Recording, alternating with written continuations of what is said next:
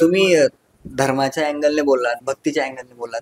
सध्या धर्माची टोकं फार नोकदार झालेली आहेत. या संदर्भाने सध्या एक आय लव्ह मोहम्मद प्रकरण झालं. त्याच्या विरोधात भक्ती करण्याऐवजी त्यांना डिवचण्यासाठी आय लव्ह महादेव सुरू केलं गेलं. त्यात तरुणाईचा फार प्रचंड सहभाग होता. म्हणजे एकीकडे रिंगणच्या माध्यमातून तुम्ही तरुणाईला संतांचा अभ्यास करून देताय, संतांवर लिहिण्यासाठी प्रेरित करतायत.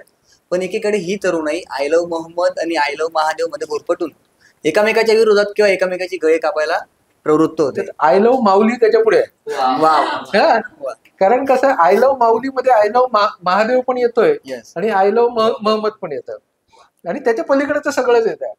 तर मी खूप वर्ष असं ठरवत होतो की आपण दरवर्षी रिंगणची वक्तृत्व स्पर्धा आहे ना, तिकडे आपल्याला एक हे करायचंय, काय म्हणतात त्याला, सेल्फी पॉइंट तयार करायचं. तर तिथे काय लिहावं, तिकडे आय लव्ह माऊली लिहावं असं कितीतरी वर्ष माझ्या डोक्यात होतं. तर आता यावर्षी आय लव्ह मोहम्मद आणि आय लव्ह महादेवने आपल्याला ती वाट मोकळी करून दिली की आपल्याला ते उभं करता येईल. तर ह्या गोष्टी घडणारच आहेत. म्हणजे आपण आहे ना फक्त आपल्या काळाच्या दृष्टीने या सगळ्याकडे बघतो. हा जो संघर्ष आहे किंवा हा टोकदारपणा आहे ना, तो आपल्या इतिहासामध्ये वारंवार आलेला आहे. यात काही नवीन नाही झालेलं आहे. संधी शोध.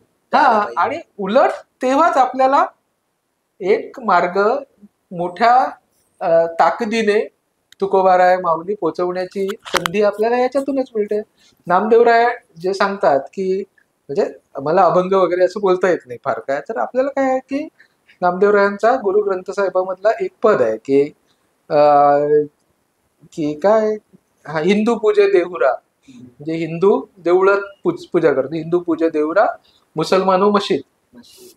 म्हणजे हिंदू देवळात पुजतात आणि हिंदू आणि मुसलमान जिथे पूजा करतात त्याच्या पलीकडे नामदेव पूजा करतो, पाया पडतो. मला ते लगेच आता येणार नाही, पण शहाणा माणूस हा त्याच्या पलीकडे जाऊन पाया पडतो. तर हे आपण त्याच्या पलीकडे कधी जाणार आहोत? म्हणजे एक माणूस म्हणून जगण्याची ही गोष्ट आहे. हा माणुसकीचा धर्म आहे.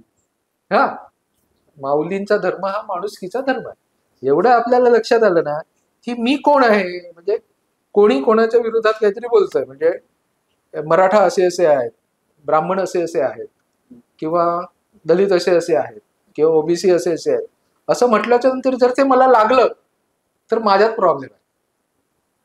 कारण मी अजून त्या आयडेंटिटीशी जोडलेलं आहे. हिंदू असे आहेत, मुसलमान असे आहेत असं म्हटलं की ते माझ्या आयडेंटिटीशी जोडलेलं आहे. अरे मी त्याच्या पलीकडची गोष्ट आहे ना माणूस म्हणून. मी कधी ह्या सगळ्याच्या पलीकडे बघणार?